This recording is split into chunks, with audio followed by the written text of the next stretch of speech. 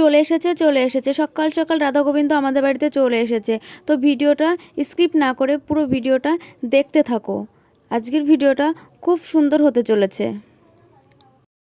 Happy Holi সবাইকে। আজকে ছিল দোল পূর্ণিমা, আর সেই উপলক্ষে আজকে আমাদের বাড়ির ছোট্ট করে দোল উৎসব পালন করা হবে। তার জন্য আমি সকাল সকাল স্নান সেরে রেডি হয়ে চলে এসেছিলাম মন্দিরে ফল কাটতে। তারপর এখানে আমি আমার বোনের সঙ্গে গল্প করছিলাম আর ফল কাটছিলাম। এই যে এটা হচ্ছে আমার বোন, ইনি আমার ফল কাটতে সাহায্য করছিল। ফল কাটতে কাটতে দেখছি রাস্তার দিকে যে চলে এসেছিল আমাদের রাধা গোবিন্দ আমাদের বাড়িতে। তারপরে আমার কাকি বরণ করে নিচ্ছিল রাধা গোবিন্দকে, সঙ্গে আমার বোন ছিল, সেও একটু বরণ করে নিল রাধা গোবিন্দকে। রাধা গোবিন্দর ঠিক পরে চলে এসেছিলো আমাদের ব্রাহ্মণ, আর এই দিকে রাত্রের খাওয়া দাওয়ার রান্নাটাও শুরু করে দিয়েছিল সবাই মিলে। আর এখানে হচ্ছিল রাধা গোবিন্দের ভোগ।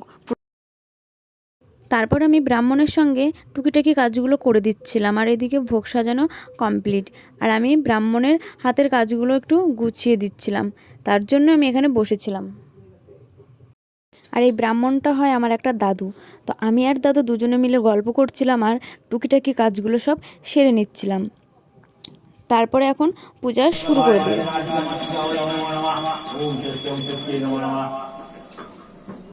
পূজা প্রায় শেষের দিকে, এখন চলছিল আরতি। আর আমাদের রাধা গোবিন্দের মূর্তিটা কেমন হয়েছে তোমরা কিন্তু বলতে একদমই ভুলো না।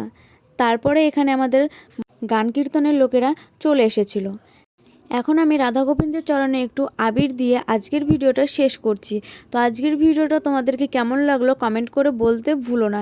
দেখা হচ্ছে রাত্রে অন্য কোনো ভিডিওর সঙ্গে। তো এখনকার মতো টাটা।